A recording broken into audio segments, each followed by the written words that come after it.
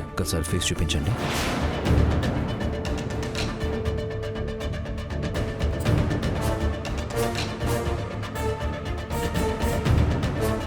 ఏయ్ చేంద్రా, నక్రాలా?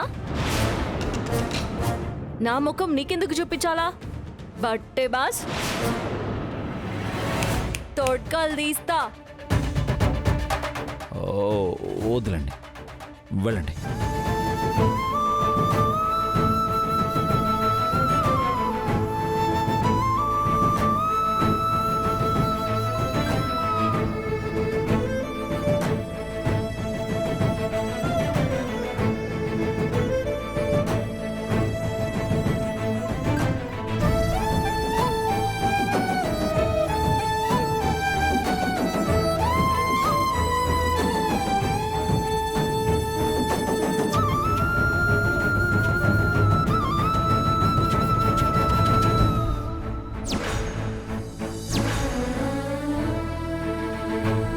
Hello sir, madam వాళ్ళ father దగ్గరే ఉన్నాను సార్. మేడం ఇక్కడికి వస్తే మీకు కాల్ చేస్తాను సార్. నాన్న, నాకెందుకు ఆ జైని చూస్తే అనుమానంగా ఉంది నాన్న.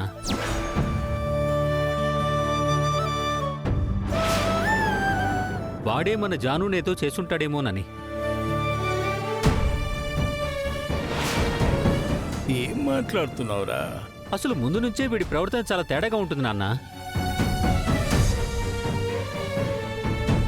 రే, జయబాబా లాంటి వాడు కాదురా, చాలా మంచివాడు. నిజంగా తనంత మంచివాడే అయితే చెల్లి చనిపోగానే మనకు ఆ విషయం చెప్పకుండా ఇవాళొచ్చి ఎందుకు కథలు చెప్తాడు నాన్న?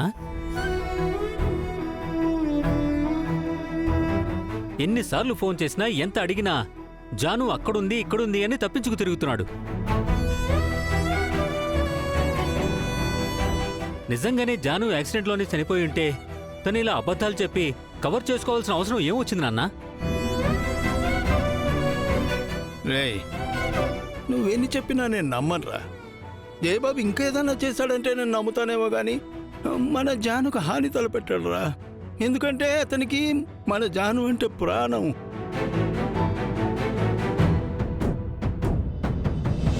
లేదు నాన్న, ఖచ్చితంగా తనే ఏదో చేసుంటాడు నాన్న. ఇది నేను తెలుసుకొని తీరుతాను నాన్న. రే ఏ సంతోష్, ఏంటమ్మా ఇది?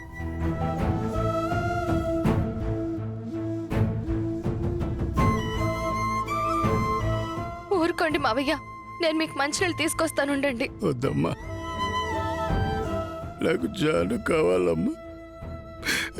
తనను చూడాలనుందమ్మా, తనతో మాట్లాడాలనుందమ్మా.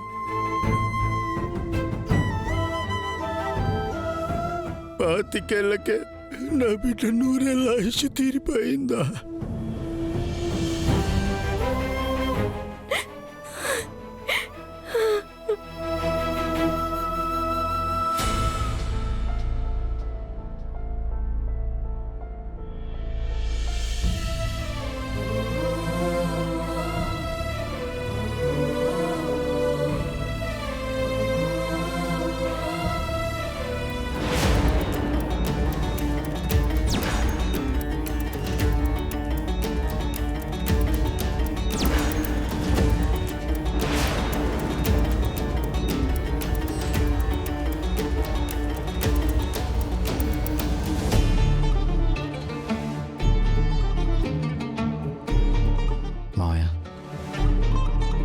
అటు జాను చనిపోయి ఇటు అత్తయ్యకి ఇలా అయిపోవడంతో మావయ్య తట్టుకోలేకపోతున్నారు.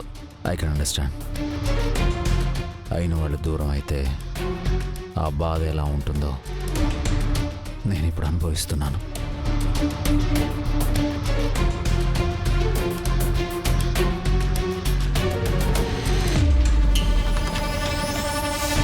భార్య మీలో సగం అయితే బిడ్డ సర్వస్వం అని నాకు తెలుసు మావయ్య. కానీ విధిరాతని మనం మార్చలేం కదా. గుండెని రాయి చేసుకొని మొండిగా బతకాల్సిందే. మావయ్య, మీరు బాగా నీరసించిపోయారు. రండి, ఏదైనా తిందురు గాని. వద్దు బాబా, లక్ష్మి కళ్ళు తెరిచేంత వరకు నాకేమొద్దు.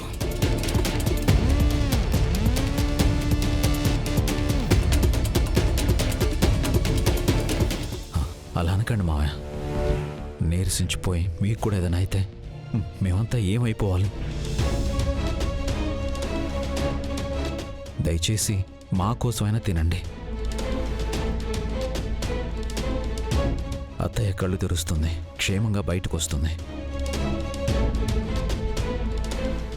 మీరైనా తీసుకెళ్ళి మావయ్యకి కనీసం టీ అయినా కాఫీ అయినా తాగించండి. వెళ్ళండి.